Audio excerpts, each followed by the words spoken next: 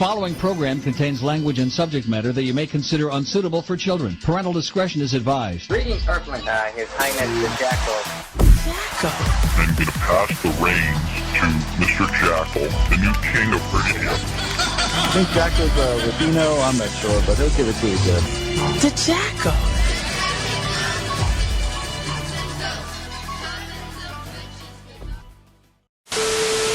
Welcome one, welcome all, welcome friends, welcome foes to another exciting episode of Inside the Jackal's Head. I am your host, Angel Espino, aka The Jackal, and welcome to this very first episode, January 23rd, 2022.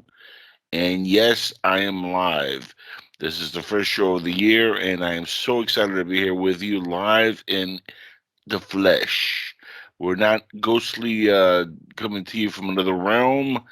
This is me still living, even though we're all just given a short time on this earth.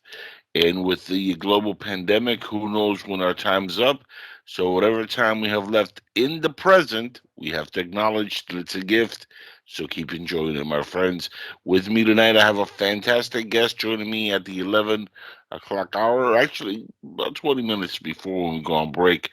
His name is, and I'm going to probably butcher it at some point, but you know, this is what I do. Michaelis Jacoby, or Jacoby? Michaelis? We'll find out soon. I'm going to ask him exactly how he pronounces. Michaelis Jacoby is what I'm going with. And he's brought to me by a very fine gentleman himself, a disco dancing king, and the only person that I know who's actually in the Guinness Books of World Records. That's right, my good friend and comrade in arms, Mr. Paul Dale Roberts, suggested this gentleman months ago, and I'm so happy to have him on. And I want to thank Paul for introducing me to Mr. Jacoby. And this is going to be a fascinating show. We're going to talk about his life and his story and everything that he is about in about, like I said, 30, 40 minutes around there when I hit break.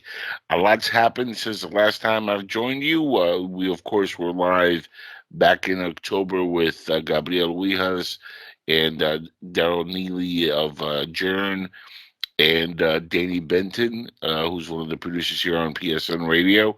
And lots happened since then. I took some time off because I, got a little sick, and I had to deal with some family issues, plus some surgery, which wasn't fun.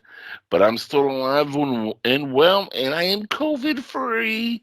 Still haven't taken my shots, no boosters, no nothing, and I'm still alive and kicking. So what doesn't kill me should not worry you, considering all the health issues I've faced over the last few years. But you know what? To each his own. Unlike the commander in Sniffler and Thief, as I like to call him, Joe Biden, I would not mandate my audience to take a jab or to wear masks. You do what you want to do. It's your life. It's your body. It's your choice. With that said, there is a lot happening in the news that I'm going to go over and cover before we hit the break and get a guest on.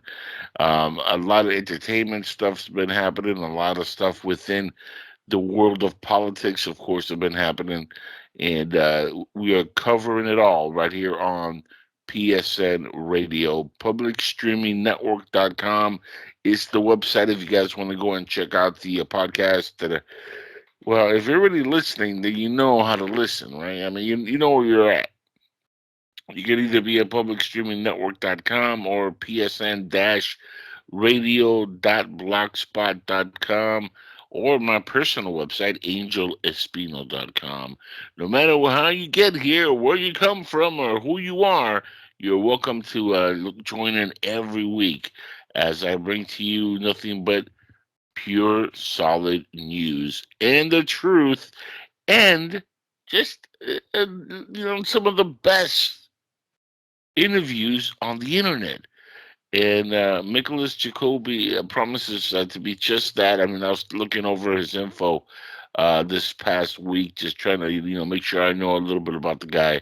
And let me tell you, there's a lot of correlations between me and him, and I'm really excited about having him on. It's nothing like you've probably gonna ever hear on this show. It's definitely unique to our little niche on the radio, but it's really, really cool stuff.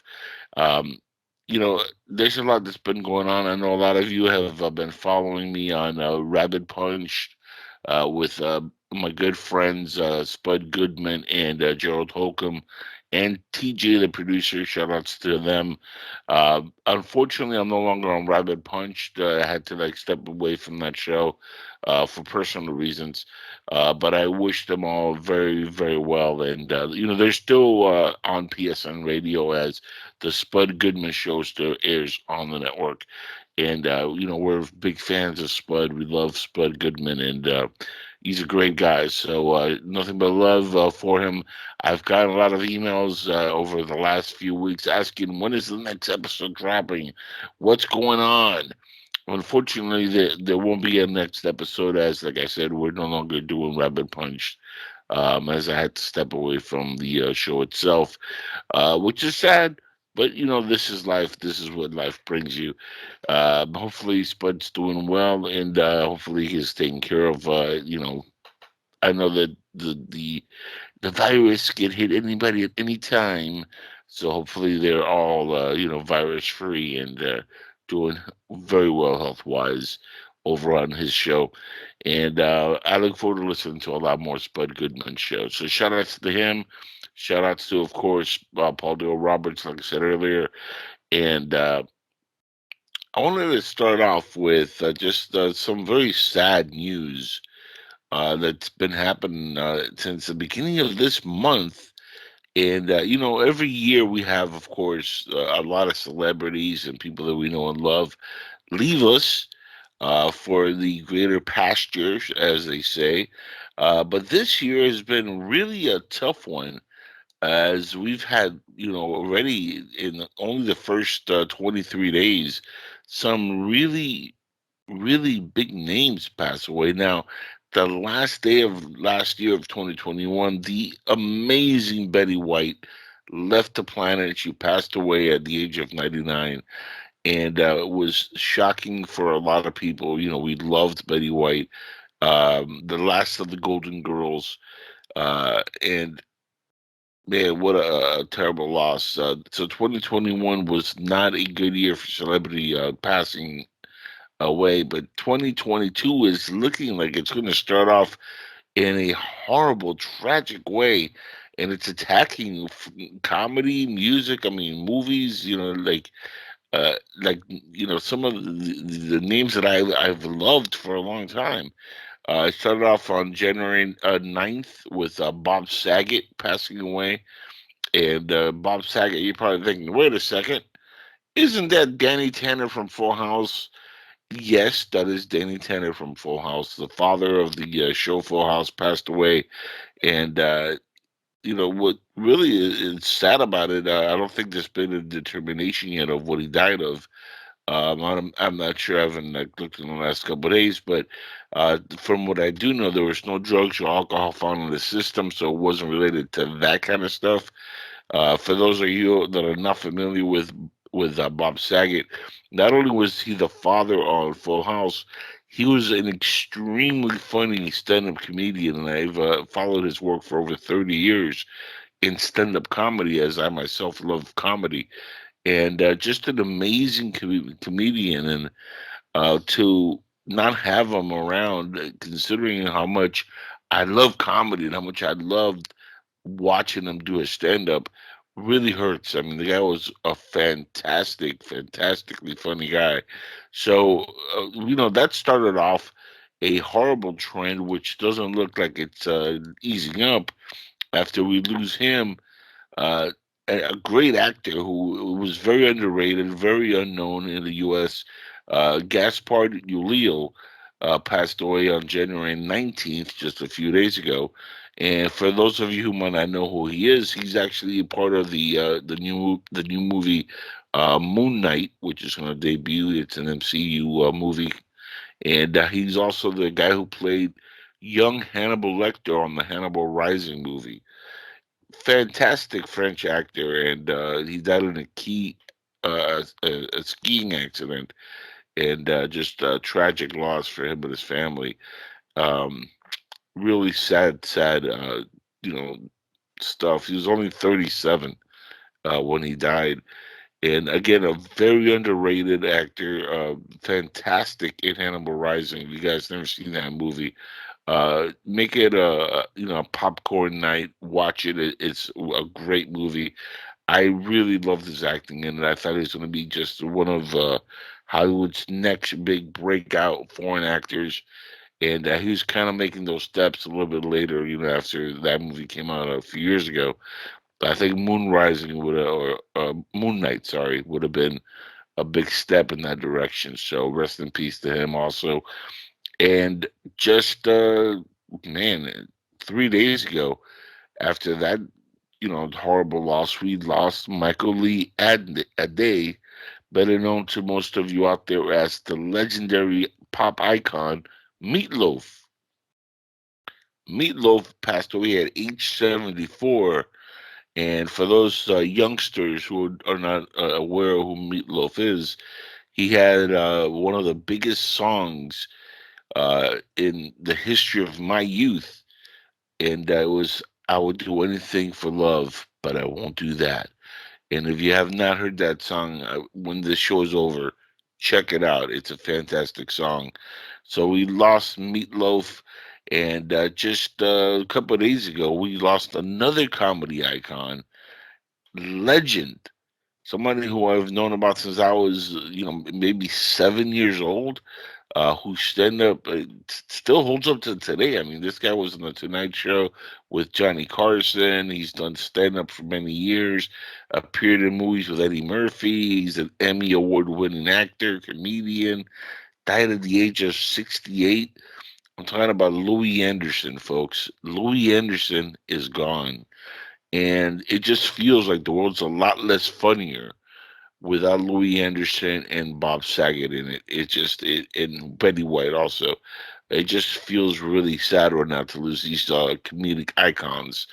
In fact, I was checking out YouTube when I heard about Louis passing away, and not only to go back to Spud. By the way, Louis Anderson had been on Spud's show several times, and Louis and Bob Saget, who did a lot of stand-up stuff together over the years, they came up together doing stand-up. So it's kind of ironic that they passed away in the same month within a few days of each other. But there's actually an interview where Bob Saget interviewed Louis Anderson. It's on YouTube. It's a brilliant interview. These two had tremendous chemistry. It's a shame they never worked together on film or on TV or anything, because they really had great chemistry together, and I would love to have seen them do some work together. But now they're both gone within days of each other, and that's kind of weird. Um, but what's even stranger is Bob Saget interviewed Louis, and then they're both just out of here. Um, so again, this month did not start well for Hollywood. We've lost a few key celebrities, so rest in peace to those icons. Once again, just sad stuff. Bob Saget just barred Leo, Meatloaf, and Louis Anderson. All rest in peace. And with that news out of the way, that sad, tragic intro to the show, I have a couple of key clips that I do want to get to, which are going to kind of like open some eyes, hopefully. You never know. Some of this stuff is things that you might already be aware of what's happening with our sniffler and thief. Some of them are not. It all depends on where you're at here.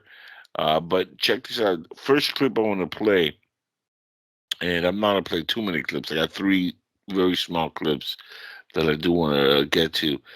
This is Michael Huckabee talking about the state of the union, really, considering the Democrats are just fumbling along with old creepy Joe at the helm. And check this out. This is very funny stuff. Michael Huckabee being interviewed and talking about what's happening in this country with our commander in chief. Liberal host Bill Maher raising concerns about Democrats' prospects in 2024 as President Biden's approval rating hits another low of 43%. Here to react, former Arkansas Governor Mike Huckabee. Governor, I think I heard you laughing along there with the clip. You know, Bill Maher does have an independent streak, and we should point that out. I think he has been overwhelmingly a reliable liberal, but he has an independent streak, I think, different than other comedians. But he's not alone, Governor. It seems like the National Press Corps, in the wake of Joe Biden's press conference, began a transition into some skepticism. Why do you think now? Why do you think there's a little bit of tide turning? And I'll emphasize little bit, Governor, but a little bit of tide turning against Joe Biden with traditional support bases. Well, one of the things, Bill Maher is an honest guy. You know, you may disagree with him, but he's saying what he really feels, and that's one of the charms of Bill Maher. But I think it can best be described in this way. There was a dog food company that was going to create what they thought was the greatest dog food in the world, and they assembled the best scientists to create the formula. They created the most amazing packaging. They had the most wonderful marketing and advertising campaign and the greatest sales force that had ever been considered. But the dog food was a complete disaster and flop, and it just didn't sell. And so the president of the company was trying to figure out why, and he asked the question, how come this isn't working? And finally, one of the people in the room said, "Sir, the dogs won't eat the dang stuff." What's happening to the Democrat Party is the people of America aren't eating this stuff. They know better. They know that the nonsense the Democrats have put forth is simply not going to work for America. Open borders, giving away our energy capacity, not having a military strength, and making blunderous decisions. All of these things are combined into making it for even Democrats where they say, this just isn't working. So even Democrats, Governor, then let's ask this question. Do you think it is, I don't want to say possible because anything's possible, how likely do you think it is that Joe Biden does not represent the Democratic Party on their ticket for president in 2024? I would say it's 99.99% that he will not be either running, and if he does, I don't think he'll be the nominee. I don't know that he can stand to go all the next 3 years. But even if he does, I don't see things changing so dramatically because I don't see Joe changing. Joe's caught between the far left of his party that he's trying to appease and more moderate Democrats who have simply decided the party has left them and they're becoming at least independents, and in more cases than not, they're becoming Republicans because they realize that inflation is outstripping their wages. They're losing ground, not gaining it, and the only reason they can point to it is because the Democrats and the far left are in power. Well, okay, and really quickly on the way out here, then let's take up Bill Maher's conversation. I don't know then, and I'm going to turn to you. Where do you go? If Joe can't run, or if they swap out Joe or convince him not to run, where do you go? Kamala Harris's approval rating is 53% unfavorable. Pete Buttigieg doesn't seem like the answer. I don't think they can convince themselves that's the answer. Hillary Clinton, where do you turn? I think they'll look for some effective Democrat governor. It's not going to be one of the far left. It may be Polis in Colorado, somebody that we don't even think about right now, but somebody who's a pragmatist, who's a problem solver, who's not an ideologue. That would be similar to what happened in 1992 when Bill Clinton from my home state of Arkansas emerged. He was a pragmatist. He was not an ideological kind of guy. And I think that's the only thing that Democrats can hope for. It won't be Hillary because she is ideological, but her husband wasn't. That's the only real hope they have. And when you lose Bill Maher, you've lost really a lot of the base of the Democrat Party. And I would say this would be the equivalent of having Ronald Reagan lose Nancy. You can't lose your key supporters and move forward. You've got to change course. And Governor, it'll be fascinating then to see how much sway the radical wings of that party, not just the AOCs and the Ilhan Omars, but even within the voting base, the ones that drive these far-left ideologies, have over the party then. Can they? That'll be the question. can they actually turn to somebody pragmatic? And I don't know the answer to that moving forward. Governor, always great to talk to you this morning. Really fascinating. Thank you.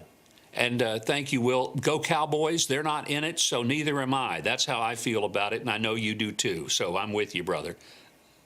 I didn't know that, and now our relationship goes to a new level. That is big for me. I didn't know you were a Cowboy fan. Love it. All right, thanks, Governor. Yeah. I don't think anybody knows the answer to that moving forward, but Michael Huckabee makes an excellent point. He's losing his base. He's lost his mind years ago, and now the Democratic Party, we've seen a lot of them move over towards Republican seats. A lot of them are retiring. And I was getting into our conversation with somebody earlier last week about, a possible red wave hitting the nation in the next election cycle this year and in 2024. And I said it's going to be more like a red tsunami because what's going to happen, it's going to be very interesting in the next couple of years if this continues. And I don't know how much longer the country could bear Joe Biden as commander in chief or sniffler and thief, whatever. I don't know how much more of this guy we could take in office. So it's going to be very scary, guys. Very, very scary the next few years. So, be brave, be bold, understand the situation. And when it comes time to vote, don't hesitate. Vote the right way, because what happened in the last election cycle in really 2020, which is, it feels so long ago, but it's only a couple of years now. What happened a year and a few months ago was planned out, and I've said this many times. Forget about the rigging of the Dominion machines. Forget about that. The entire year was one long planned out event, as far as I'm concerned, from the Antifa riots to the Black Lives Matter movement, to Nancy Pelosi's impeachment hustle, the hoax against Trump. I mean, all these things are planned out to take over. It's all about power, and politics has always been about money grab and power. And right now, the left has had a lot of that. And you look, if it wasn't for Joe Manchin and Christian Cinema, we would have really just the worst bill passed, which was doing nothing but endorsing the Green New Deal, and it would really just destroy the economy, which is what these people on the left are all kind of like bent on trying to do. So, for those who are Democrats, but they're more centralist, be aware, because you're going to probably end up paying the price for the progressive leftists who are, behind Biden and are trying to destroy the country. So that's why you're seeing a lot of these people leave the party and move away from this disastrous White House, which it stands no chance of being reelected. I mean, I really think that unless they rig it to win it one more time and really overdo it and just shut their mouth and, accept that it's been rigged and the media is behind it. And once again, they do this just to win and rig another election. If that happens again, and God hope it doesn't, we might have another extra 4 years of this nonsense. Something has to give. Okay, and you're already seeing the seeds spread by Joe Biden in the press conference that he put together, saying that, well, if they don't rig it, under the pressure. He says a lot of stuff, but none of it really makes any sense. But he did say something that I think he just slipped out with, saying that if they don't rig it or whatever, first of all, we know that the left rigged it, not the right. But what he's getting at is, if the right wins, it's a con job, no matter how it's done. But if the left wins, it's the cleanest election ever, which is what they went with 2020. And this is what the left is pushing So we have to worry about the optics of everything that's going on now. Somebody who I dearly miss watching on TV, Kelly McKinney, or McKinney, Kelly, whatever her name is. She was on the Five, and they were talking about Joe Biden, and I got this little clip from there. It's actually Biden press conference, and he's right now as delusional as ever. Check out this audio clip. If you don't think this man is delusional after listening to this, you'll never be convinced.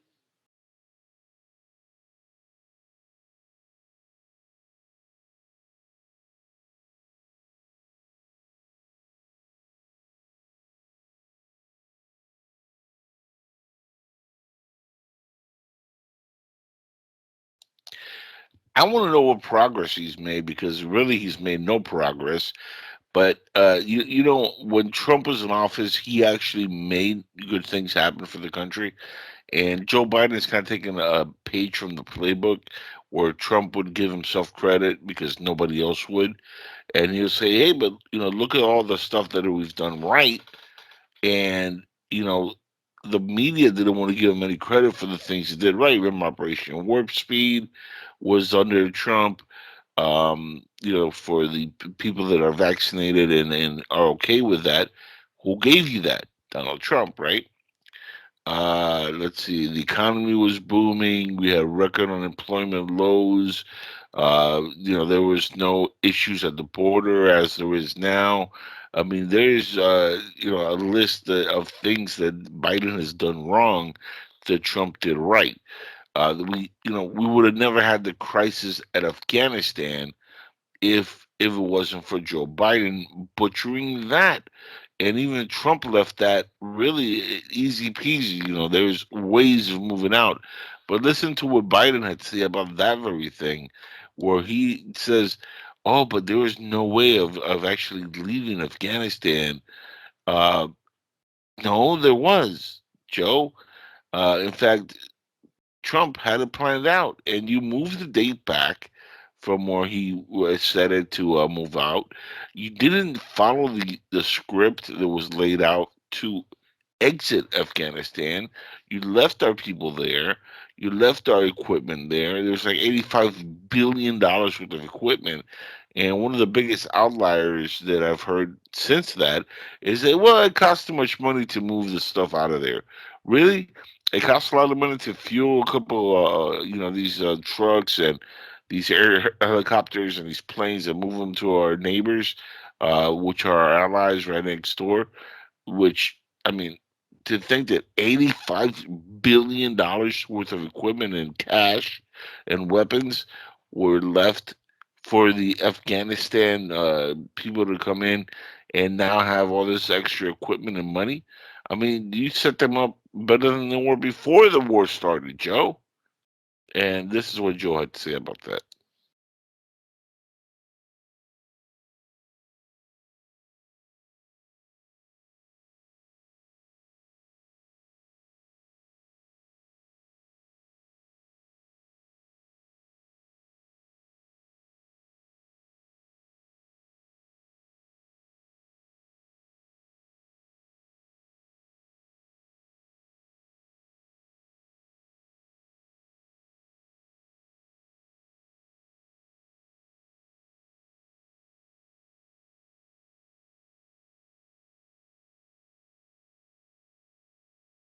He made no apologies for what he did.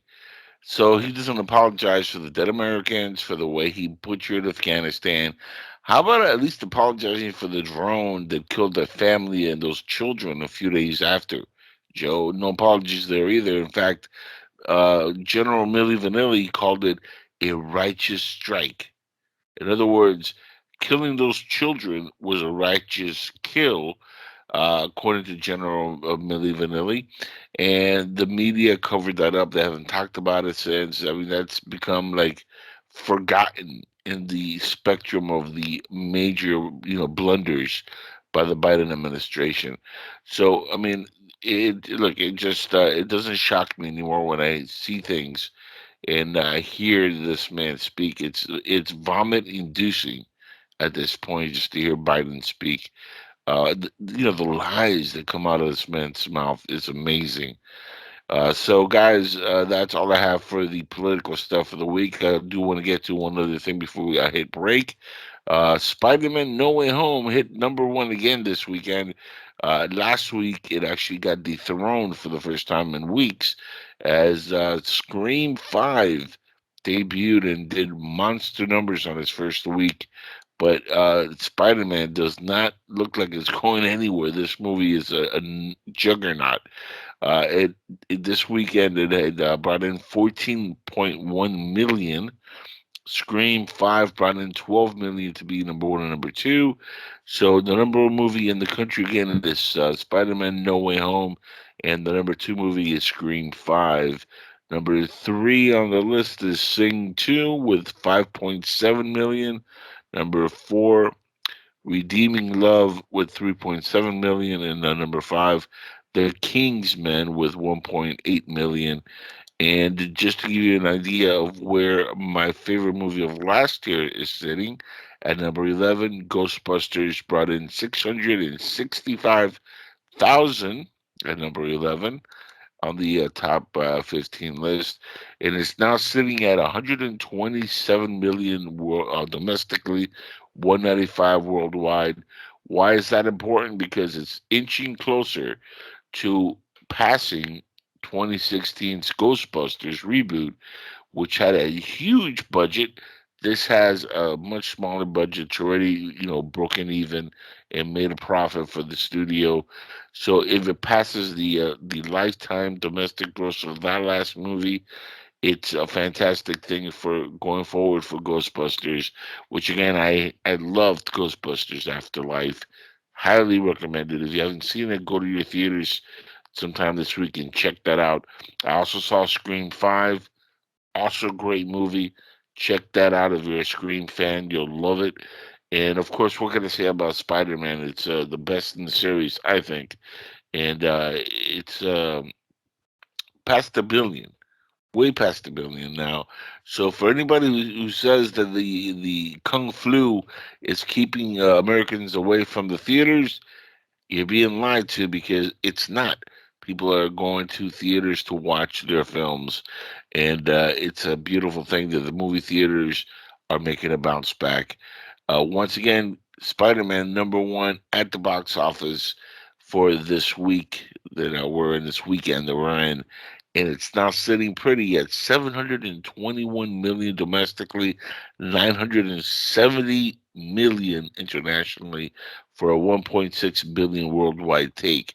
So much for the theater chains being just crushed under the virus that is COVID-19, as they're making a huge bounce back and theaters are back. And I'm happy to report that movies are starting to make their money again. And, I'm not a big fan of what's been going on in Hollywood, but I will say this: I'm happy that theaters are doing well. I worked in theaters. I love entertainment. I love movies. And these are three of my favorite franchises. So I look forward to seeing more and more of these coming out soon.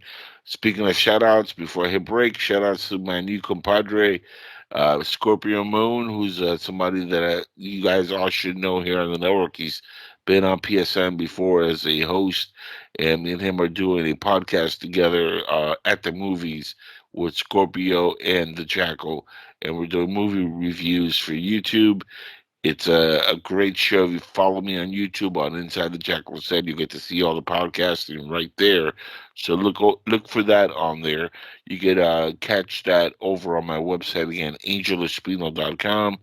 Look for the YouTube link and just watch the videos. They're really cool. And Scorpio, big shout outs to him. He's doing a great job as my co-host on there, and it's a lot of fun recording with Scorpio again. Me and him go back over a decade, so it's a good dude, and I look forward to our next tape. And we have now dropping a best of 2021 top 10 list in the next few days, so please look out for that. With that said, guys, we have a fantastic guest coming up in a few minutes, and I really, really want to urge you to please pay close attention because you're going to learn something tonight from Michaelis Jacoby, and you're gonna really hear something that you have not heard on this show before. So turn off the lights, get your popcorn ready, and let's get ready to enjoy the evening with a fantastic guest. Until we come back, enjoy the break. We shall return on Inside the Jackal's Head.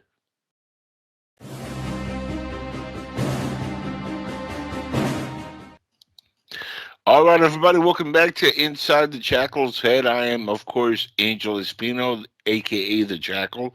As some of you know, you're listening to PSN Radio, SoFlo Radio, and of course, the video portion will be live on YouTube within there. So, and please, everybody who's listening in, make sure that if you're watching it on YouTube, hit the subscribe button, notification. We need all that help that the algorithms give us, because like a lot of folks within the operations of videoing this kind of content, they suppress us.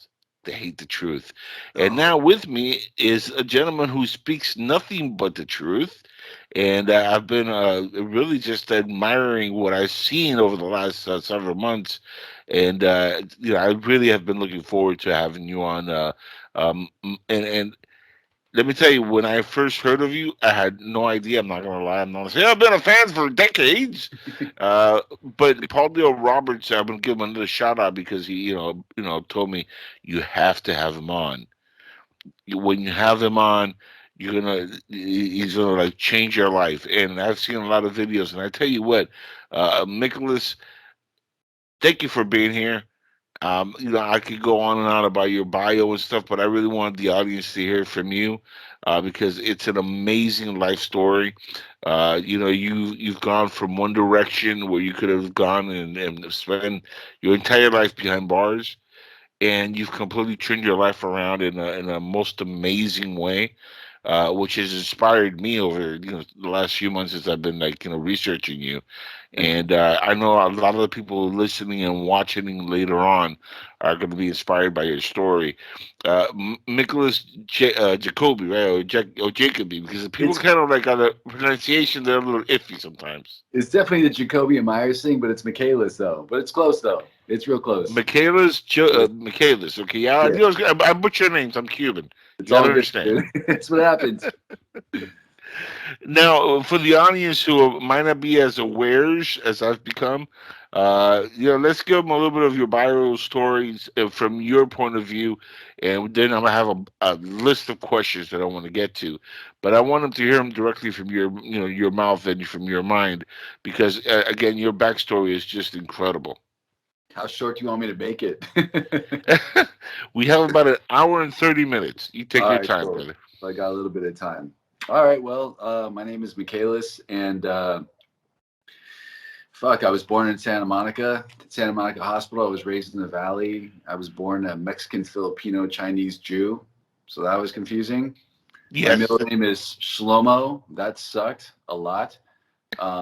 Growing up, it's one of those people that just felt like as soon as I was born, I just wanted to not be here. You know what I mean? Like it was just uncomfortable. I do.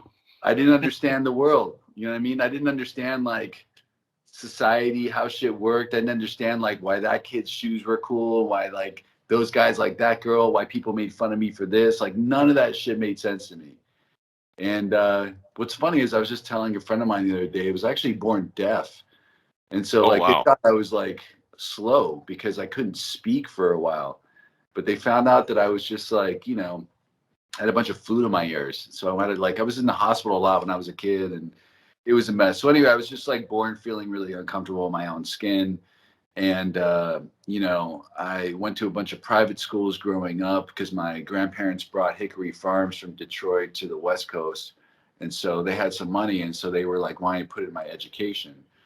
And I wish what I knew now, I knew then, which private schools isn't really about education.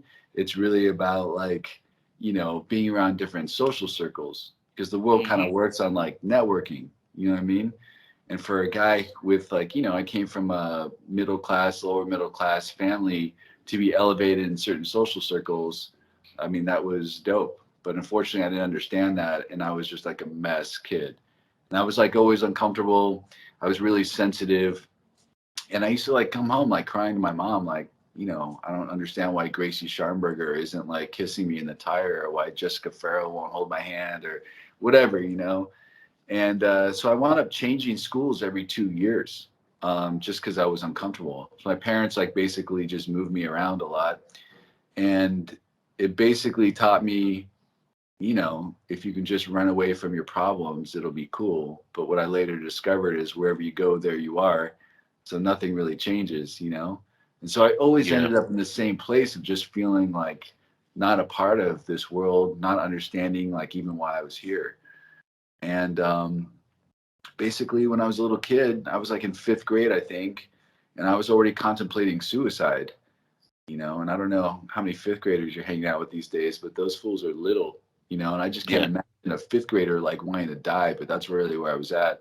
But luckily, I found my parents' liquor cabinet, and that saved my life. So, I mean, I was basically just starting to drink then. I mean, I started with eating the brandy cherries out of the brandy cherry jar. And then I was like, fuck these cherries. Let's just drink the brandy. And then it was just like moving from one liquor to another, refilling bottles with water, just like being that kid. And that was like the first time that I got relief, from my mind, basically. I So it was remember a substance that you were kind of using as a way to cope with what was going on in your life. The substance kind of like ran interference with all the other things that were happening. totally. Well, it's when everything else didn't work. Like if I got the cool clothes, I tried that. That didn't work. Like after a period of time, seeking validation didn't work. Giving toys away to my friends didn't work. So when like I tried to do all these things as a kid to like people please the world around me to make them like me, and nothing worked in the end, it was like I was at this crossroads of either numb out the pain or end my life. So that's kind Yeah. of where I was at as like a young child, basically. Yeah. Now we're both at the same age group. We're both 44. You look fantastic for your age. Me not Oh, so thank good. I'm also part Chinese, believe it or not. My great grandfather was from China. He was a runaway slave at the age of 13, and he was taken to San Francisco to actually build railroads. This is Wow. this is a long time ago, not in a galaxy far, far away, mind you, Totally. in our own galaxy. And he ended up in Cuba somehow. We don't know the whole story, but he ran away from being a slave, ended up in Cuba, got married. I think it was like 18, 19, he got married, he had a family. This is my great grandfather, and like you, I have issues with. As a kid growing up, I was moved around a lot. So this is Yeah. part of like when I heard your story, I was like, my goodness, it's like looking in a mirror almost. But he's much better looking, I'll admit. But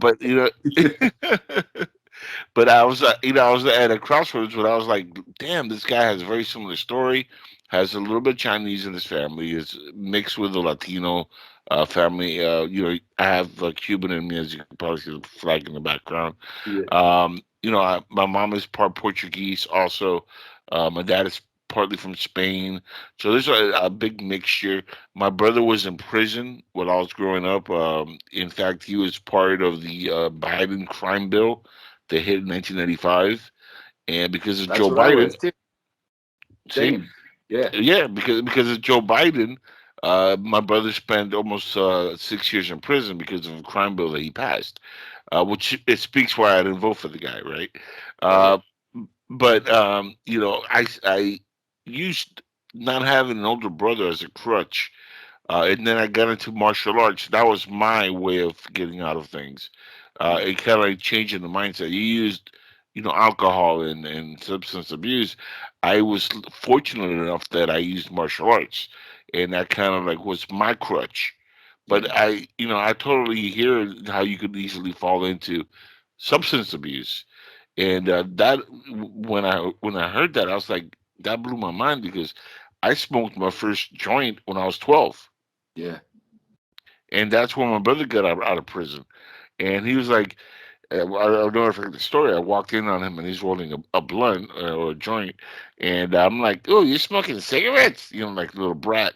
And he's like, oh, this is not a cigarette, brother. This is something completely different. and I didn't know what he was talking about because I was ignorant to drugs and that stuff. And he lit it up. I smoked a little bit of it, and 2 or 3 puffs. That's all I needed. Like I was high as a cat at that point. You're good. And my brother was laughing his ass off, and it was like trippy because I would hear like the laughing, and I'm like, "What's going on, man?" And I've been in love with Mary Jane ever since. I'm not gonna lie, It's all good. but I don't drink. I've completely cut alcohol, and I was for a while. Later on in my life, after I had a few health issues, I turned over to alcohol Hmm. and to substance abuse. And it's been now 18, almost 19 years. In July, it'll be 19 years since I've had any alcoholic beverage. Wow, that's amazing, man. Yeah, so I was able to cut that out completely from my life. And I OD'd twice, once from alcohol, once from drugs. So I haven't had drugs in about 17 years. No alcohol, and going now, again, close to 19 years. What drugs?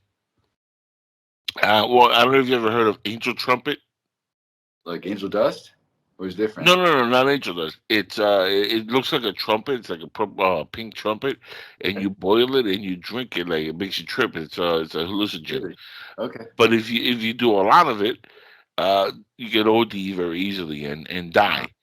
It's similar to ayahuasca. It's that kind of hallucinogen. It's not like ecstasy, for example, where Right. you get this great body trip, or cocaine, or which is a hell of a drug. It's nothing like that. It's more like a hallucinogen, like LSD, mushrooms, that kind of stuff. There's a really funny story on how this happened to me, but let's just say I drank about that much worth of the thing, and you're only supposed to have about 2 tablespoons. Jesus. I had no idea. Uh, but I'm lucky to be alive. And once that happened to me, I said, you know what? I'm not doing drugs ever again, because if that could happen, and it was totally by accident. Imagine when I do take something on purpose and I die from it. And at that point, I already had been sober from alcohol for over a year, and I was like, I'm done with drugs and alcohol. But not reefer, because nobody really dies from weed. Let's be honest. You can smoke a little reefer, you'll be okay. I haven't smoked in about 6 months, but that's another story. I like to keep it clean for a while, just to Yeah, clean the please. system. Yeah, but let's go back to you, because this is about you, not about me.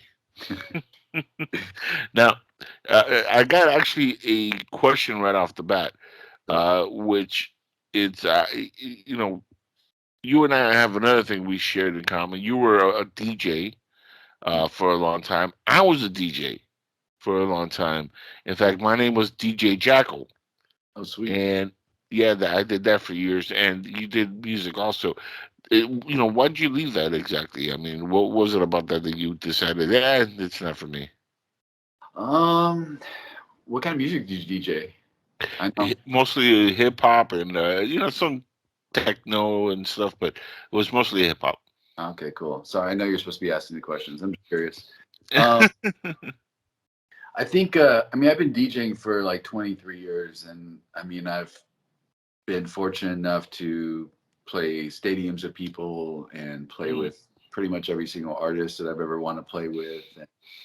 And, I mean I had reached all my goals, basically, and so I got to a place where I mean I was living in Bali, I was DJing, it was fun. I mean you're in Bali, like it's all good. You're DJing a lot of like beach clubs and stuff, and I mean it was awesome. But my life has taken like a different turn where I'm DJing at night, and during the day I'm basically dedicating my life to helping as many people as I can in terms of like getting and staying sober, or at least teaching them how to like connect with themselves and the world around them.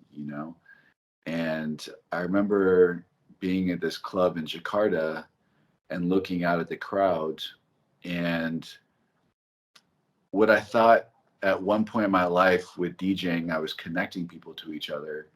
I started seeing that it was actually the opposite, because I've kind of realized that, you know, a lot of us, and I used to think this too, I used to think that when I did drugs, like that connected me to other people, you know, deeply.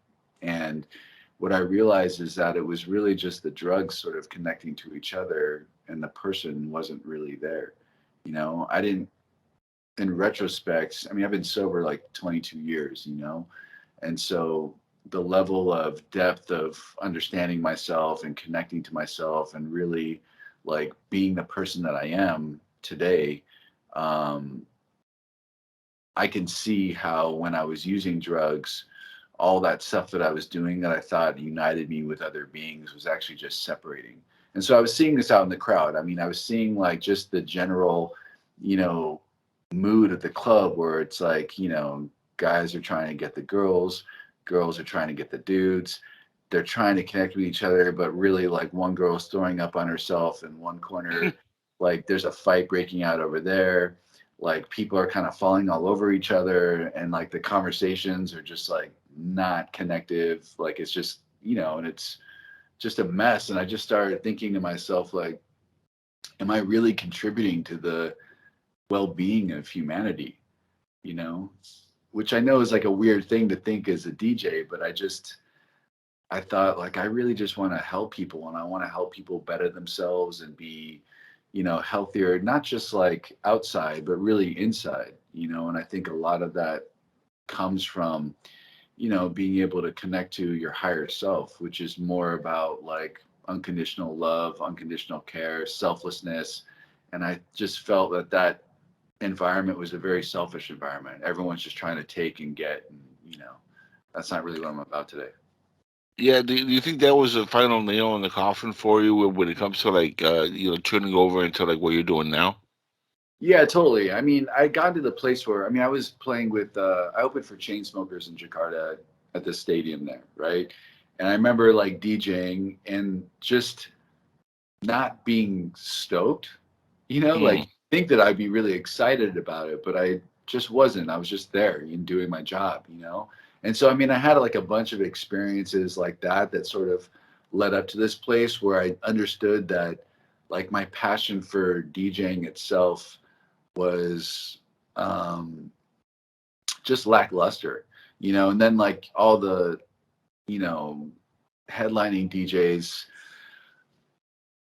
I just started to not really want to be like them at all anymore. You know, I mean, I played with Mixmaster Mike before, and like that dude's a I DJ. know about that. Yeah, I You know know what I about it. mean? So it's like that shit I really, you know, like admired and stuff like that. But all these dudes that are coming out today who are, you know, essentially like pressing play for the most part, all these Yeah. headlining DJs and stuff. It's just like, I mean, you're not doing anything that's like cool. So I just wasn't really interested in being a part of that anymore, you know? So that kind of was one aspect of it. And then that realization that I'm telling you about, yeah, it definitely launched me into my new thing. So I basically decided I wasn't going to DJ anymore. And then I was stuck. I'm like, how am I going to help the world? You know, because I do all this shit with alcoholics and addicts. And that's, you know, out of a book that's already written for me. It was written in 1939. It's basically the Alcoholics Anonymous book, and just teaching people a method to going through that. But I mean, I also started to see, especially with the pandemic, like I started to see that what was taught to me was alcoholism was just the Hmm. human condition. Like Yep. everyone is dealing with like emotional unmanageability. Everyone's dealing with like believing stories in their head that's creating like other sort of negative emotions throughout their day. You Yep. know, I just saw like a lot of fear in the world. And I thought to myself, like, I don't, I want to help these people, but I can't take them through the big book because there's so much focus on alcoholism and addiction that no one's going to relate to that shit. So I was speaking at a Zoom meeting, an AA meeting in, I think it was in Los Angeles while I was in Bali. And I just mentioned, like, when I was talking at the end of it, that I had something written in my book. And I was talking about my AA book, like something that, like a prayer that I wrote in it. And I talked about that. And then I got all these messages from people like, where can I find your book? I want to read your book. And I just wrote back to them like, I actually, no, I haven't written a book. Like it was just in my AA book. It's something I've written there. But then I thought to myself, why don't I fucking write a book? You know, so that's how that came to me. And then basically I sat in front of my computer, and in 10 days, it just like shot out of me like that, you know? Oh, And wow. yeah, it was nuts. It just like flowed. So it was a really interesting experience, and it's cool. Like right now it's getting pitched to different publishers, and we'll see what happens. But I basically want to change the world, my friend. That's a beautiful story.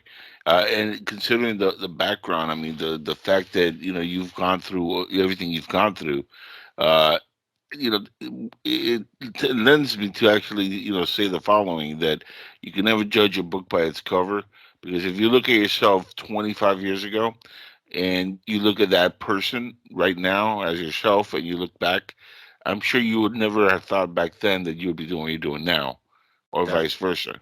Yeah. Yeah. And so, I mean, and that's judging yourself. Yeah, for Yeah. sure. Well, I Yeah. was driven by different things, you know? That's the Yeah. thing. Yeah. That's great, and hopefully the book gets released. And I think one of the things that we're dealing with society today is the divisiveness of Totally. society. We have the battle between the left and the right. Politicizing everything. Politics has gone bananas over the last few years. You can't have friends anymore if they politically don't agree with you, because there's wars that are started over it. It's ridiculous. I was for years a registered Democrat, and I left the party because I saw the craziness that was happening. But I didn't become a Republican. I'm an independent. I'm right in the center, and Right. I'm more of a constitutionalist myself. I follow the Constitution, and I believe in rule of law and things like that. And when I look at both sides, I'm like, if we all could just take a moment and just chill and just bring down the level of hate in not only this country but in the world in general, we'll all be much better. I don't think it's possible, because there's so much lunacy going on, where even if you try to speak out against obvious things, you're labeled something and they attack you for it. And it's crazy. What's your take on that? Um, I mean, I basically think that common sense has left the building when it comes to Yes. all that. I mean, I feel like the world should recognize that the biggest takeaway from politics right now is that it's the show. It's like entertainment, you know, but Hmm. everyone gets really passionate about everything. And I don't really understand why, because um, everyone to me is kind of like a joke. And the truth is that, like, I don't think there's any side that's, a viable side to pick, nor do I believe that I need a leader in my life to instruct me how to live, you know? And there's no one that I'm like looking up to as like the savior for society. I think that that all comes from within. And I think that it comes from like interpersonal relationships and how we connect to each other in the day by day. Because the truth of the matter is that, look, all that political shit, that's not happening right now. Right now, what's happening is I'm talking to you. You know Yeah. what I mean?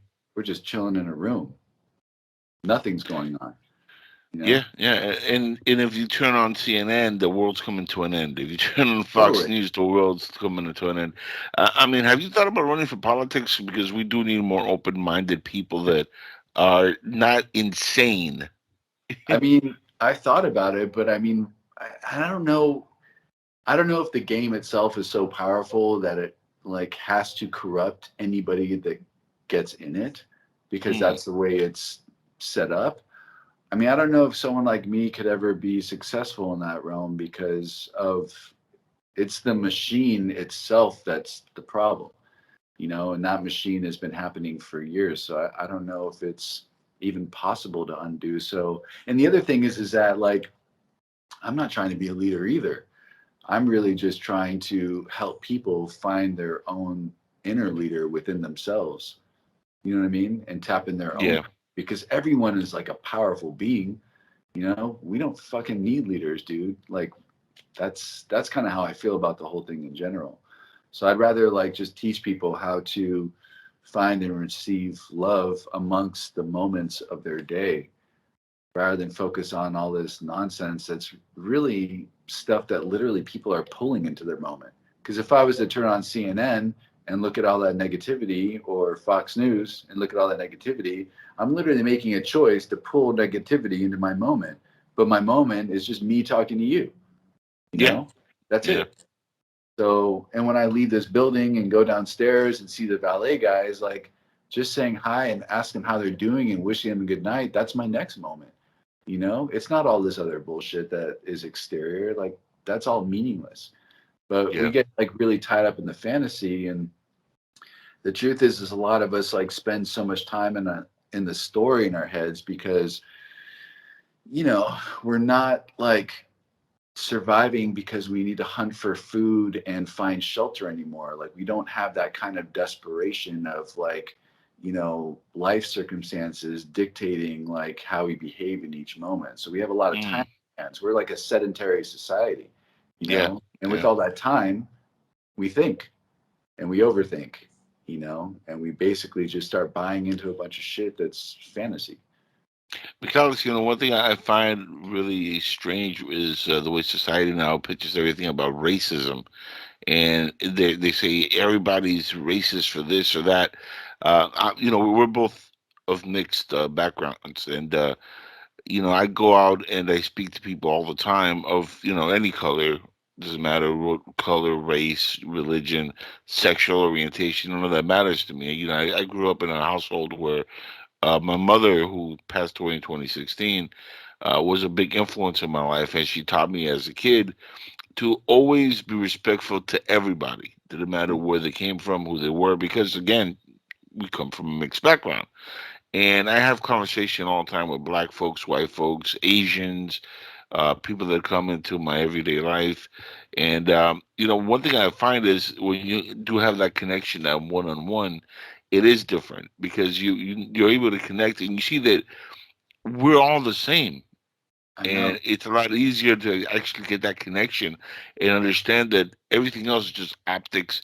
And the biggest thing that I blame is the media, but technology. I think technology has been both a great tool for us to be able to do what we're doing now, but also it's hindered the human race in our evolution. I remember when I was a kid, the joke was, oh, coming from like my dad, for example, would be like, oh, I had to like go through snow and this and that to be able to get to school, and I was like, Dad, you lived in Cuba. There's no snow in Cuba, but he's like, you shut up. But he was saying it as a joke, right? But he was trying to make a point that it was a lot harder for him, and it was so much easier for me. Now I look at kids, and they have so much technology. A smartphone. It's more powerful than when we used to go to the moon, for example. And you look at the technology and the jumps and the leaps and the hurdles that it's making. How much do you think that plays a part in just dumbing down the world and kind of like being used to separate us? As before, when I was a kid, when you were a kid, we would go outside and play. I know. Kids don't do that anymore. I know. I mean, I have a 20-year-old son, and I remember like in his teenage years, like a lot of his friends, he never met it before. They were all people that he was like gaming with. And those were the conversations, like going outside and playing with kids like that has become obsolete for the most part.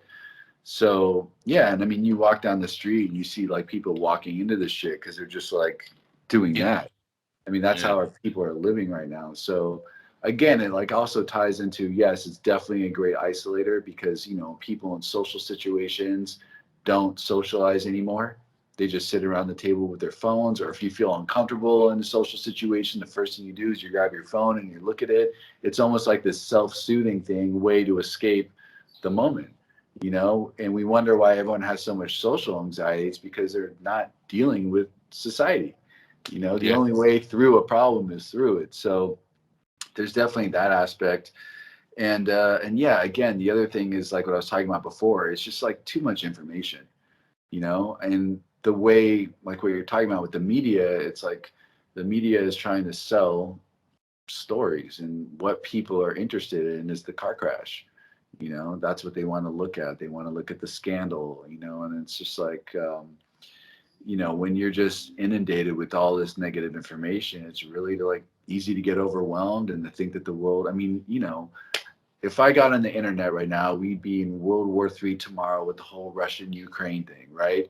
Fucking, there's 4 different types of aliens on this earth, and they're all gonna fucking kill us. Like, there's so much stuff, you know what I mean, that I could just be filling my mind with. When the truth of the matter is that my best job is to just help the person in front of me. That's it.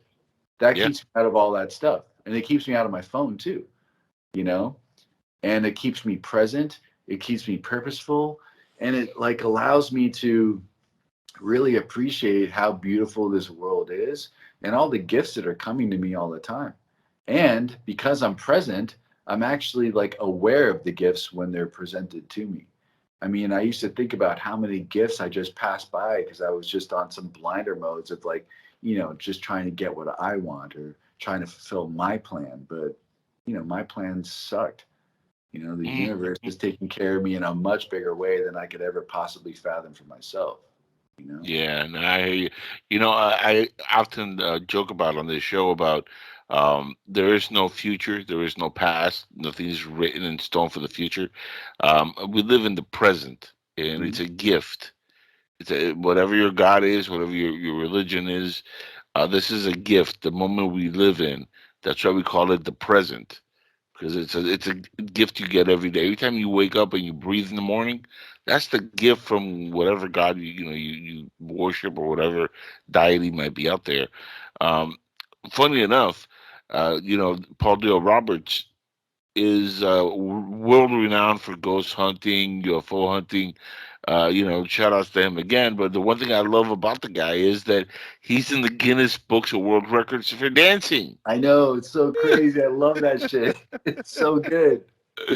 And I tease him all the time. We've had him on this show and other shows where I've produced and I've been a part of, and that usually gets the biggest laugh. And of course, we have the longest conversation about that.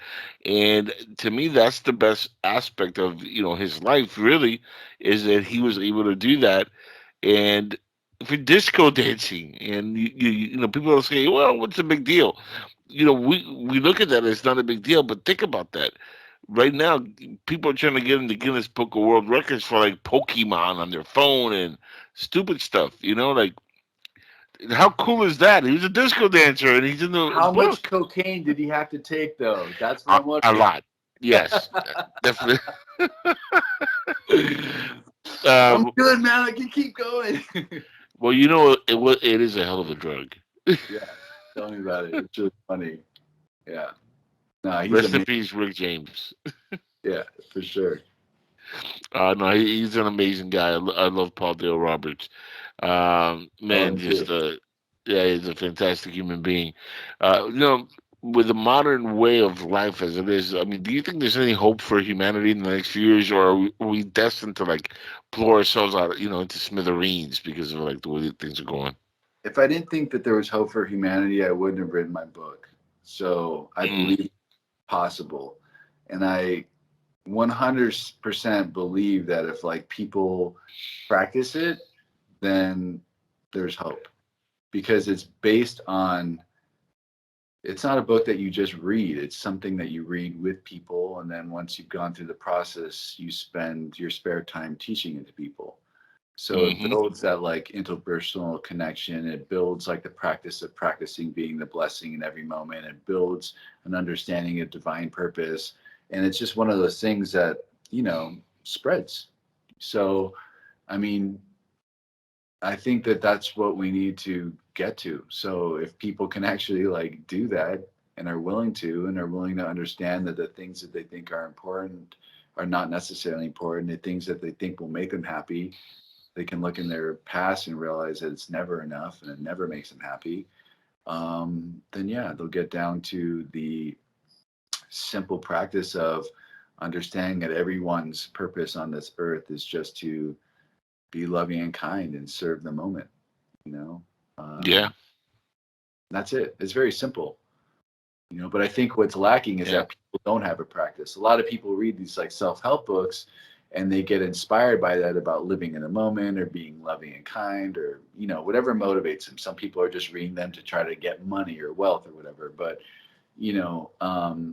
in the end, if that book doesn't offer you a practice, something to do in your day to day, then it's just another, example of self-knowledge. And self-knowledge doesn't really help you, because what winds up doing is maybe you'll change for a little bit, but 2 weeks later you're back in your old grind because you haven't practiced a new behavior pattern, a new thought pattern for long enough, and people forget. So, yeah.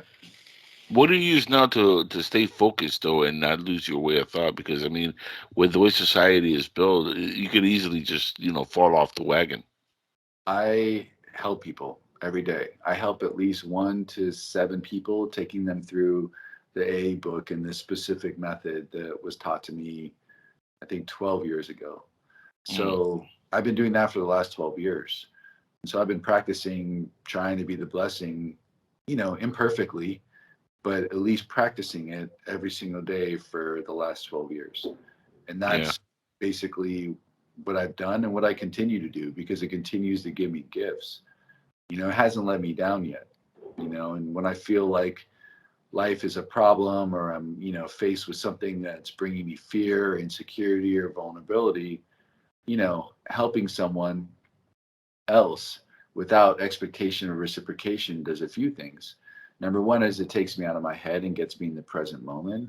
Number two, I either realize that, there was never a problem in the first place and it was just shit in my head, or while I'm helping people, that problem resolves itself, because that normally happens.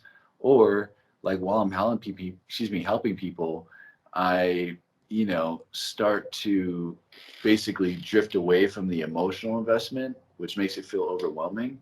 And so by the time like I get done with the helping people, like I have a new perspective on it where the solution becomes more clear, if there even needs to be one. So that's basically what I've done, and I've done it consistently enough where it's become more instinct to me rather than something I have to force myself to do. It's become just like a daily practice, And I know there was a person in your life that changed I think it was a counselor that changed the way you perceive life, and can you speak about him a little bit? I mean, I've had a few people that have really like touched my life. When I was in jail, there was this guy, a counselor named Louie Lopez. That's And the one. Yeah. yeah, he's not alive anymore, but he was dope. I mean, because I had never been introduced to like AA or NA or any kind of sobriety thing at all. And, I got transferred into this treatment part of jail. And like, dude was like a straight vato, you know what I mean? Like 18th Street, tattoo in his ear, LA on his neck, like, the slick back hair, the mustache, what I mean? The whole deal, you know what I mean? Like coming in with his fucking dickies and shit, like always clean pressed, white tennies, like, and, I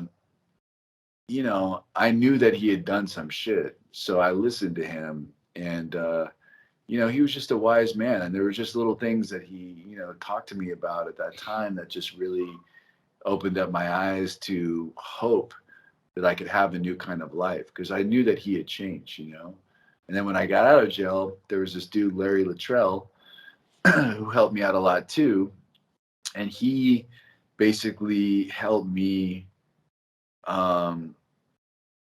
basically nurture this intuition that I have, like I was working for him after I graduated to sober living, and I was running groups and doing this stuff. And I know this is going to sound fucking weird, but I'd be sitting and like kind of doing therapy with some dude, and this guy would be lying to me about whatever he was doing through his day. And I knew intuitively he was lying, but then I started like hearing these voices in my head, like with questions, And I told Larry, I was like, yo, I'm hearing these weird fucking voices, man. I think I'm like out of my mind. He's like, well, what are they saying? I'm like, well, they're asking questions. He's like, well, fucking ask the questions. And I was like, okay. So I started doing that. I started practicing like asking these questions. And what I wound up seeing is I would like open up these can of worms and bust apart like this fucking deep deceit that this dude has been running for like the last month, And like I just started to like intuitively understand and be able to like see through people. So he really taught me that sort of sixth sense shit. And then the last guy, Deezer D, he was a guy who taught me this way to take people through the AA book, which was passed on from the first 100 once the book was written. And it's like a really specific method. And it also, he actually explained to me through this process, like what alcoholism and addiction actually is, what it isn't, and how the program was designed to work. And I was like sober 9.5 years, 10 years at that point.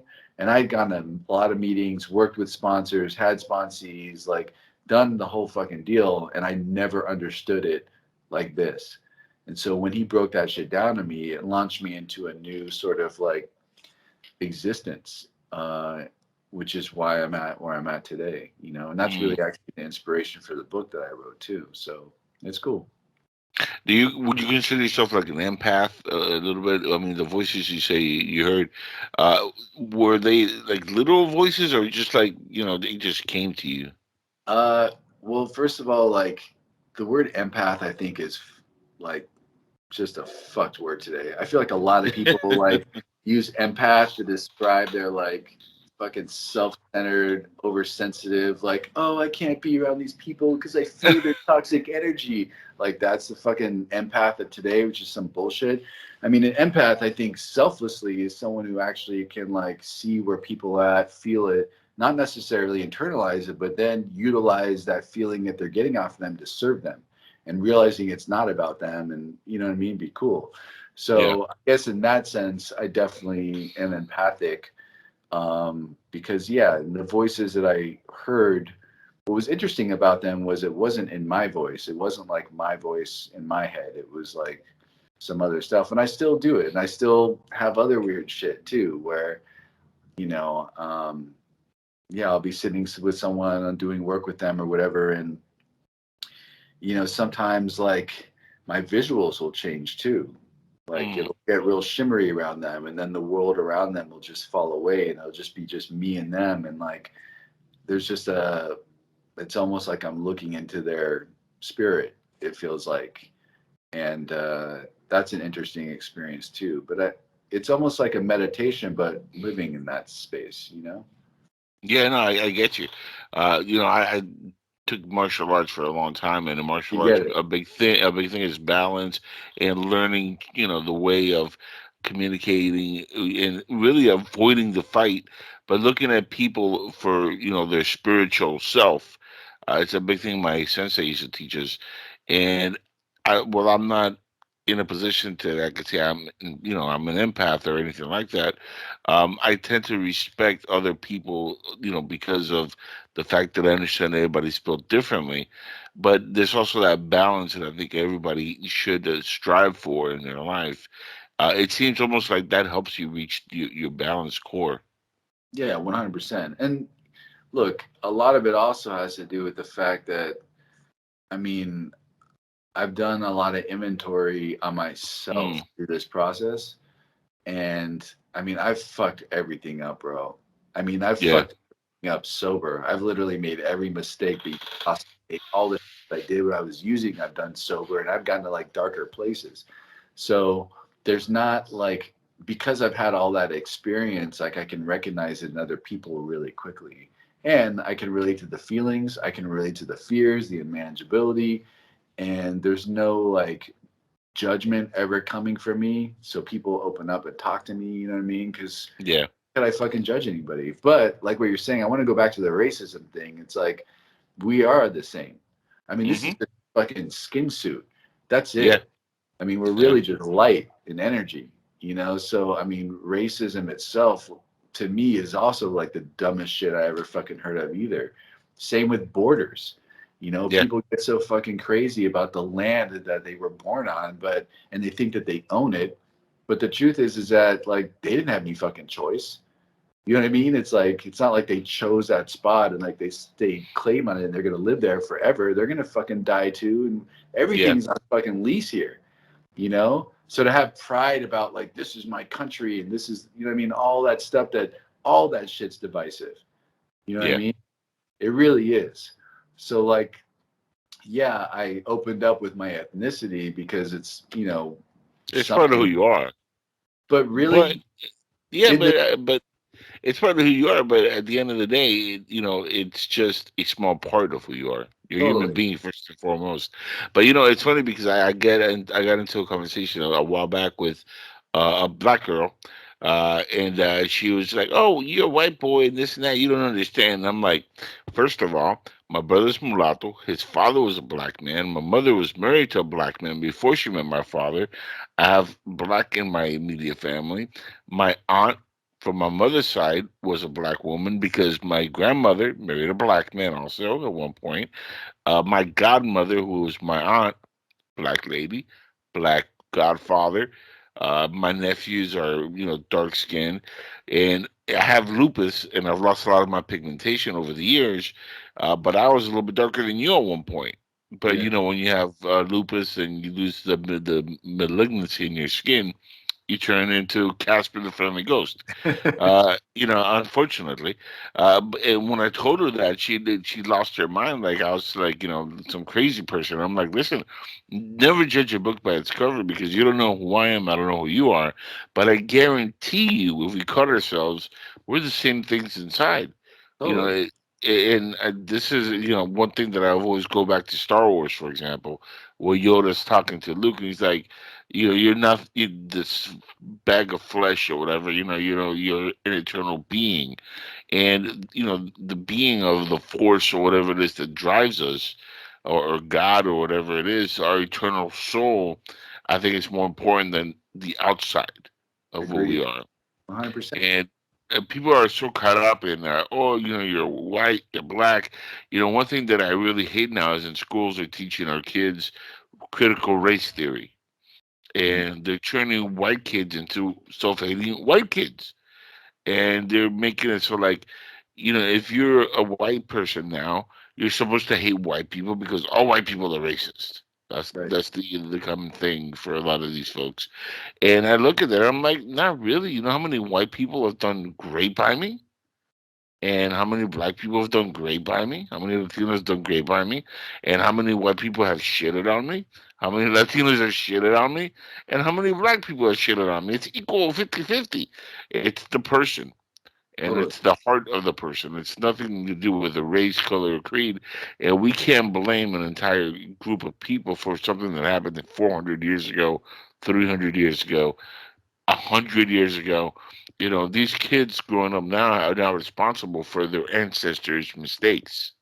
And I think that's one of the narratives that our country is going through, that is dividing the hell out of this country. And it's sad to see it as a person of mixed backgrounds, to see that happening, and to see the fact that you have, like, for example, the White House going after parents, say they're domestic terrorists because they don't want their kids learning these things.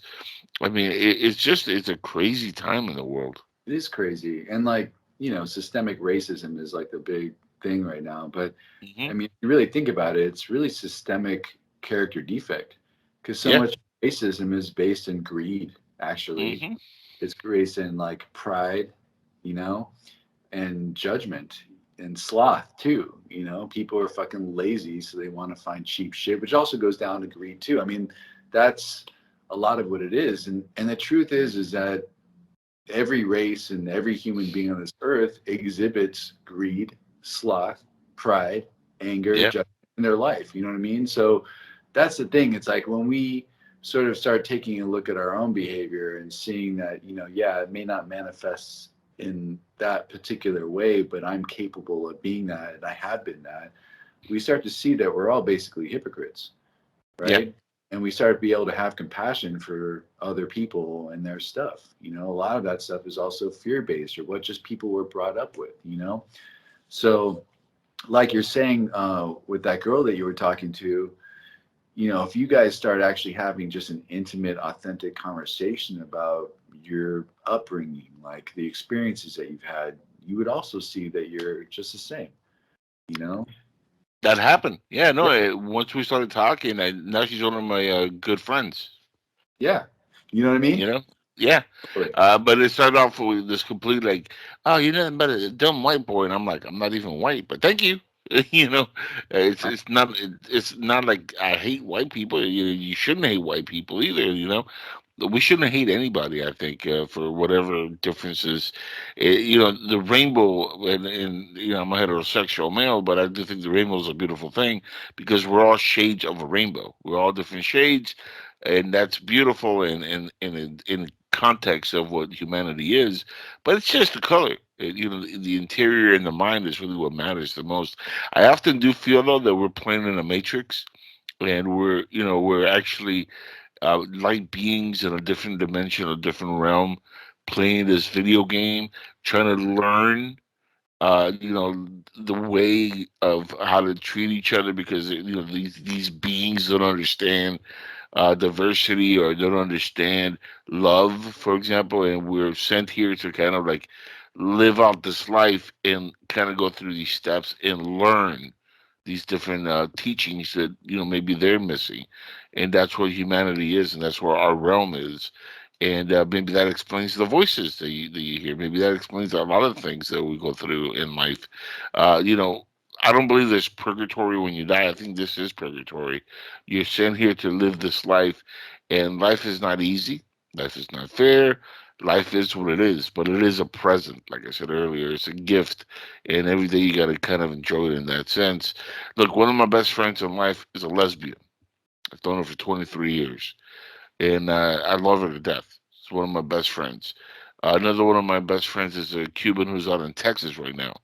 Love the guy, great guy, and you know, he's Cuban, she's Costa Rican, and I have a black friend who's well, he's in Georgia now. I'm the godfather of his son, Mm. who's about 17 years old now, and I've known him since he was a baby. And I mean, these are beautiful people, and I don't care what color they are.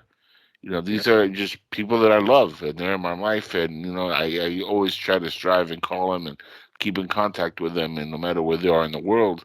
But the point I'm trying to get to is that they're human beings, and we have to start going back into focusing on that. The biggest, I think, issue is that we label everything. Yeah, we're going really hard on right now. Like I think a lot of people, especially like uh, groups of people, and the group of people thing doesn't really exist, but they feel like respect is going to come from identification, you know and I don't know that that's it. Like I don't think any of that shit really matters, when they start really, like, all the gender identification and stuff like that. Like, who gives a fuck, dude? Yeah, yeah, You're just a human being. It's all good. Like, I don't give a fuck who you sleep with. I don't care, like, what you think you are. You're just a being on this earth. I'm gonna fucking love you. Like, I don't give a shit, So it's just like a really strange thing. In the end, we're gonna have to get to this sort of unity place if we're really gonna grow as a collective. So right now I feel like we're just kind of messing around with this other bullshit until hmm everyone sort of figures that out, which yeah, is like what I talked about with the politics. It's like, but to me, I mean, I think it's so obvious to me, but a lot of people out there are still so passionate about these things that really don't fucking matter in the long run, in the big picture. Like, these are small human issues. There's like a spiritual experience and there's a human experience, and I think a lot of people right now are really wrapped up in the human experience, and it's small, it's little shit. yeah, yeah. No, I completely agree. Now, have you had any chances to go ghost hunting with Paul Dale Roberts? I haven't, but I want to do it so bad, so bad. I know. I mean, I've been Oh, gone for like 7 years, so, and I think that I just met Paul. He contacted me after my father died. oh, wow. So, and I've been, gone for a lot of time since then. So we haven't even really had a chance to link up. But I'm stoked. I told him, like, as soon as I found out that I wanted to do that. Sounds awesome. So yeah. Oh, that'd be cool. Now, just imagine if you start seeing things. Maybe you do have a sixth sense. I mean, I have done that too. Have you ever done it with him? No, actually, I haven't. But a funny story. When we first moved to Florida, from California, by the way, I lived in California for several years after we got here to the U.S. And the first house we lived in was this big yellow duplex. And I'll never forget this. I was a kid. I was like maybe 6, and we're moving in, and the neighbors are moving out the same day. And my dad asked, why are you guys moving out? The rent was like $250 a month, 4 bedroom, huge place, right? And the neighbor just looked at him and said, "He'll find out." And that's all he said. I showed you, he said nothing else, and he just left. And my dad was like, "This guy's crazy," like whatever. So we move in, and I'll never forget this story. The first few days, nothing. It was, we were unboxing everything. Everything's cool. Huge kitchen with these marble cabinets, or humongous, beautiful setup. And I'm there in the kitchen table. My mom's turned around. She's making coffee, and I'm coloring the coloring book. And she had her keys at the coffee table, like one end of the coffee table by the wall. Yeah. And I'm here coloring, and I see the keys going. No way. Dude, it was the craziest thing. And then it reaches the edge of the table, hangs in midair for like a split second, and then just falls to the floor. And I'm looking at that like mesmerized the entire time. And this is why I never forget this, because my mom turned around and started yelling at me like it's my fault, right?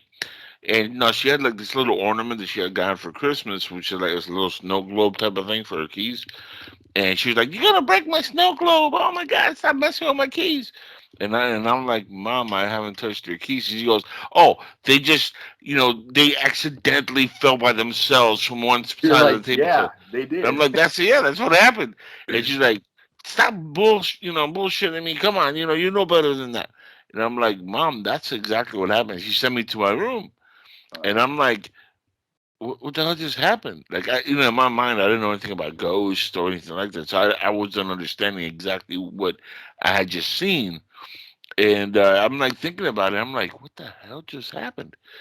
And I kind of shrugged it off, didn't think much of it. And then one night, my brother's with this girl that he had met at school like a day or two before.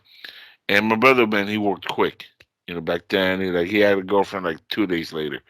And he started like getting brought over this girl, and we were hanging out. We were watching TV, and the TV turned off by itself. Whoa. And my brother was like, "What the hell?" And he goes over, turns it on, puts back the. I think we were watching the show Que Pasa USA. I don't know if you've ever seen that show. And it's Spanish English mixture. The only thing we could watch in the 80s. Right. It was either that or Different Strokes with Arnold. And so the TV turned off again by itself. Like I said, in like Que Pasa USA. I don't know, maybe it was a racist ghost. I don't know. And my brother gets up again. He's like, "What the hell?" And I'm in front of them looking at the TV as they're sitting in the couch in the background. And I'm like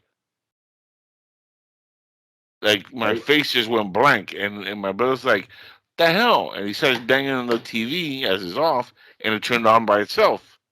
Crazy. And I'm like, "Okay." And at that point I just got up and I walked into the room, and I walked away from the living room, and the TV kept playing. Nothing happened, so according to my brother, after that.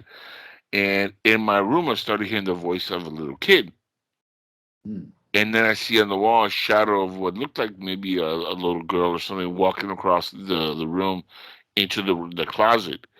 And at that point, I walked out of my room, and I'm like, I can't go back in the room. You're like, Something's I'm going out. on here. Yeah, something's happening here. My father thought we were crazy, and maybe he was right. I don't know. My brother experienced something that was really creepy. He used to hang his chains on a tack that he had on the wall, or a nail that he had on the wall, and it was the thing was sticking out like maybe like that. And he would put the chain back and stuff so it wouldn't cover the whole nail. And the chain, for whatever reason, one night just flipped out and it fell inside a fan that he had, and it got caught up in the fan and broke. And Whoa. this is a nice chain. And my brother got really pissed, and he's like, complaining about the fan. And he's like, "How the hell did this happen?" I get blamed for it, and I'm like, "I'm in another room. How you blaming me for something that happened in your room?" And Right. I was getting blamed for everything. And I'm like, "I have the keys, the chain." I'm like, "What the hell's going on?" And then one night, my brother's yelling, "Stop hitting me! Stop hitting me!" And I'm in the other room, and I wake up and I hear it, and I'm like, "What the hell's going on?" So I get up and I walk into his room and I turn the lights on.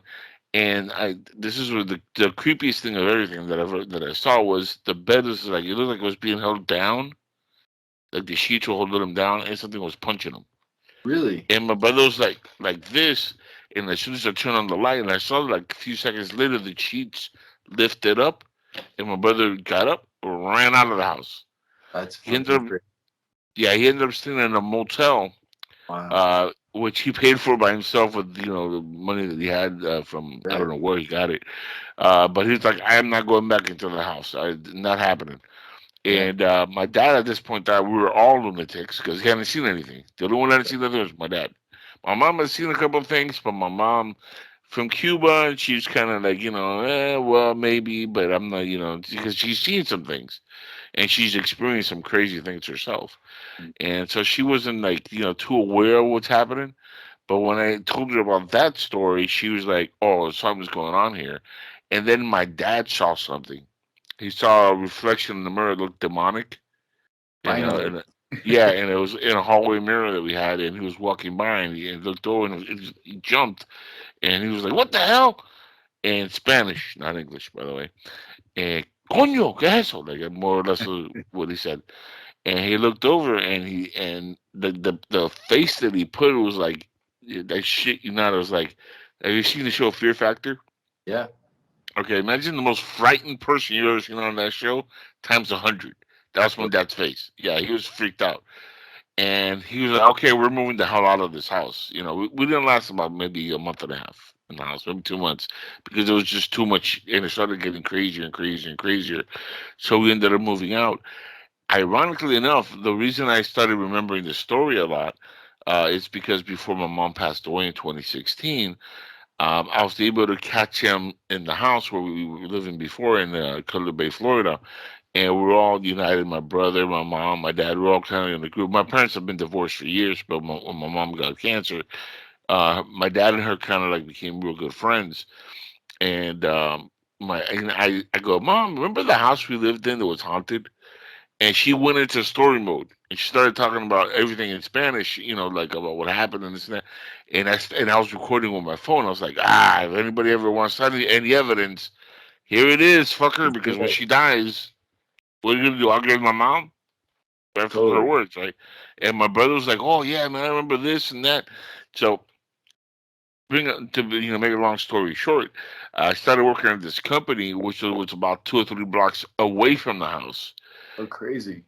And I used to drive by the house a lot on my way back and forth from home, my new house now I was living in, and from my job.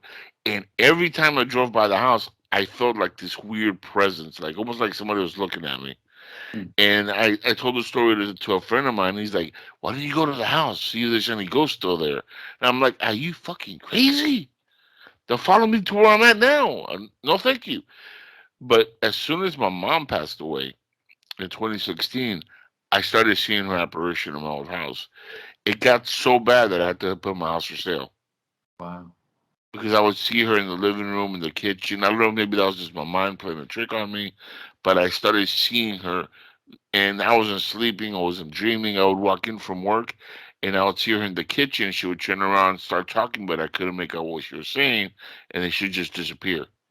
And that happened several times to me. And that's somebody told me that's when they're trying to tell you something.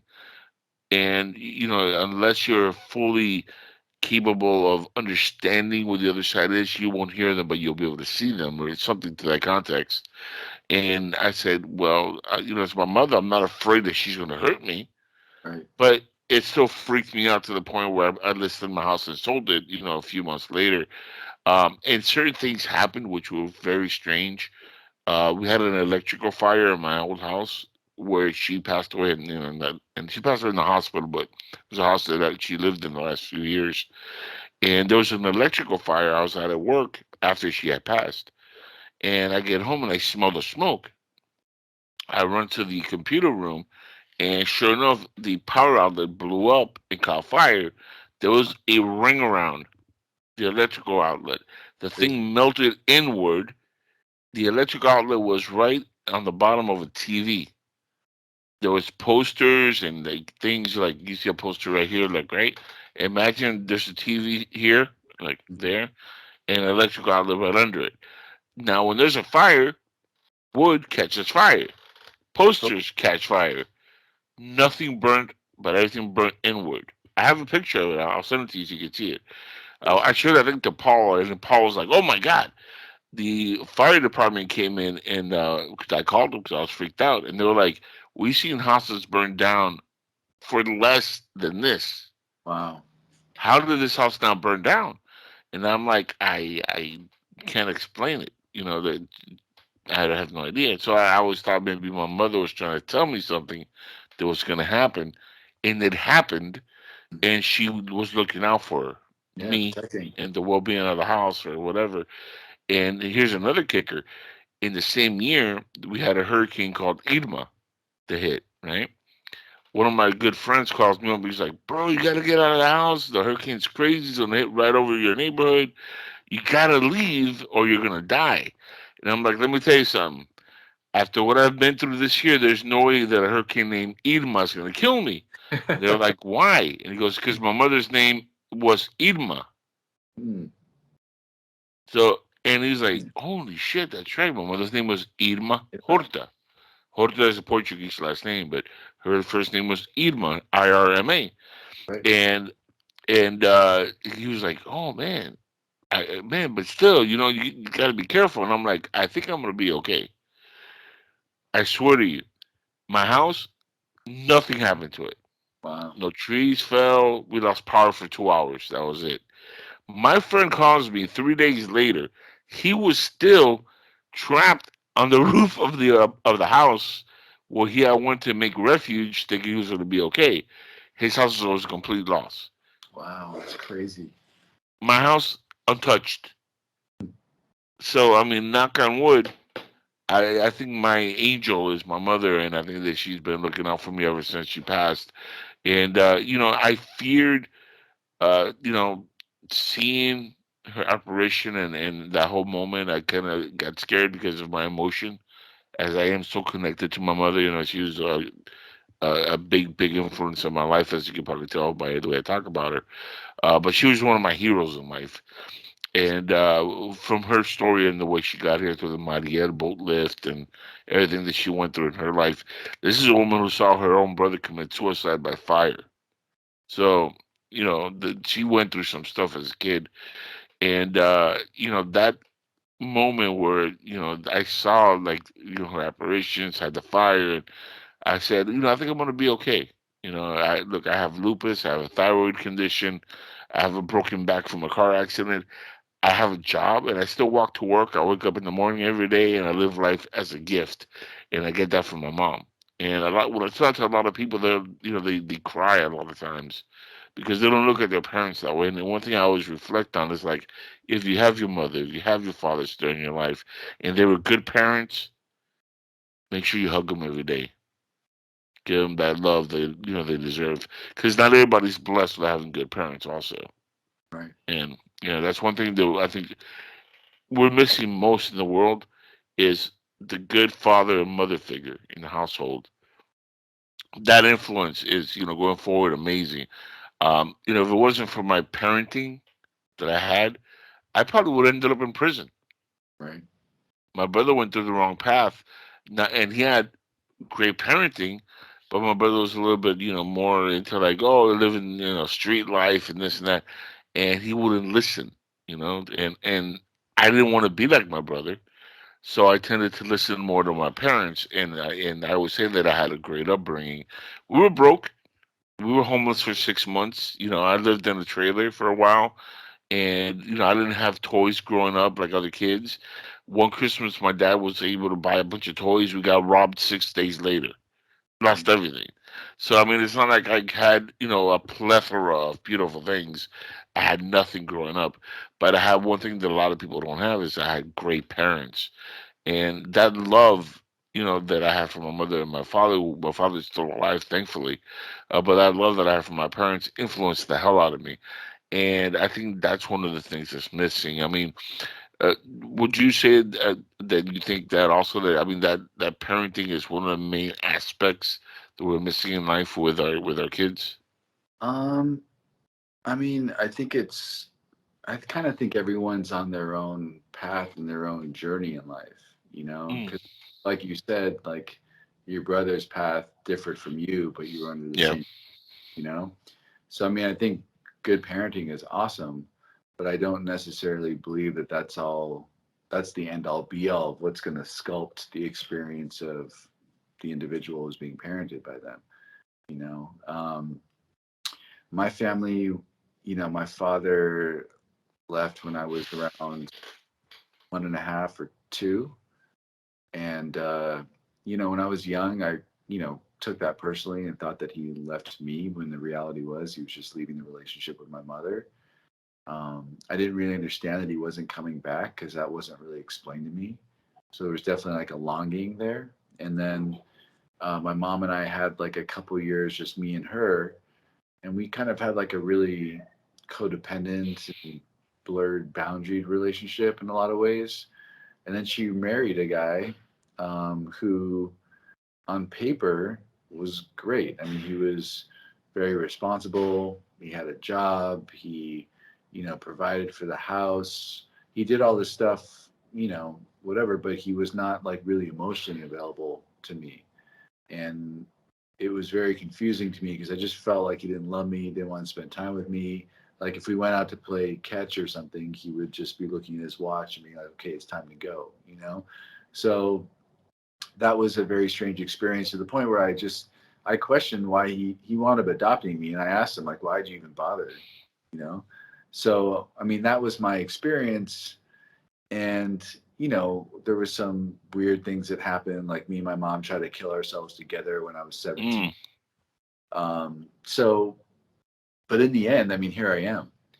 So I don't know that it like really made that much of a difference in terms of my life path exactly because, based on a lot of the experience that I've had, you would think that I would be in prison right now, but the universe had different plans for me. Yeah. But I, In that aspect, I think you're a lot like my brother because my brother now has changed his life. He's a much better person, but he went through those rough patches. He was in prison as well. So there's a lot of similarity to her also. No, but I tend to agree. I mean, for me, having great parents, influenced me, but also the visual aspect of having my brother go through that and being locked up at 17. That made me a little bit more aware of where I could make the mistakes and having for me anyway, but having my mother tell me, "Don't be like your brother. Don't do right, this," and hammering me every day about the things I should do and not do. And man, let me tell you, I had a lot of chances to join gangs, to do a lot of bad things. But I always go back to having not only good parents, but martial arts for me was huge growing right, up. I mean, that for me was a great crutch because it taught me balance, not just in fighting, but in my everyday life. And how to reach the center of my balance and how to actually understand reality, understand humanity. And I always tell kids and people that I meet through life who are trying to find something to do that gets them away from this evil thing here yeah, into totally, some positive. And I'm like, try martial arts. It's a yeah, great escape, and it'll get you back to humanity because you're actually, yeah, you're fighting, but you're actually talking to people also. You're away from the phone, you're away from technology, you're enjoying the moment, and you're learning how to like. A lot of martial arts is not fighting, believe it or not. It's right, avoiding the confrontation, avoiding the fights, how to de-escalate situations, and not have to use your fist to settle a dispute or whatever. And I think that's the beautiful thing about martial arts. But kicking somebody's ass who looks forward is also a wonderful experience to be able to do when you can do it. right, But that, like you said, everybody has their own path in life. But it is something that I think the mindset of the human being when they have that moment of awakeness and they become self-aware of what the reality of life is, and that it's when that nail in the coffin hits them, and that's when you realize, okay, this is the path I should be on. Why am I not on this path? Right. Why am I divided from that path where I'm going in a direction that leads me to negativity constantly? You had that moment and you righted that ship. Now look at you. You're going to be an author. You're living a great life. Your life is moving forward in a positive direction. You're living a beautiful existence right now. And I look forward to reading the book. Thank you, my friend. I look forward to having you back on after I read the book, and we can talk more about it. When do you think we're gonna have some info on this great book? I mean, I'm having a conversation on Wednesday with my manager who's pitching it to different publishers. So I'll have more information even then. So I'm really excited about it. Please. One thing I definitely want is for you to keep me informed. I know, hopefully, we strike a beautiful relationship and become good friends over the next several years. I would love that. Yeah, I'd love to have you back on and really dissect your book. I'm not one of these podcasters that says, "Yeah, I'll read your book," and then I'll throw it in my bookshelf and never read the thing. I actually like reading. To me, that's fundamental. And I used to watch Reading Rainbow as a kid. Awesome. Don't tell anybody that. I have a I promise. I have a reputation to keep. Uh, but I'll definitely go through it, and I definitely want to have you back on. Now, for the audience listening, because I know we're short on time here on the network, for the audience that are watching and listening later on, do you have a website that we could give out so they could follow your work? I mean, they can just. I'm on TikTok as the Spiritual Revolution. I'm on Instagram as the one Michaelis. So, they can just find me there. I post videos on TikTok about it too, and then I've been kind of like pulling back a little bit because I don't want to like give too much away. So I want to get wait till the book is released before I start talking about all the concepts.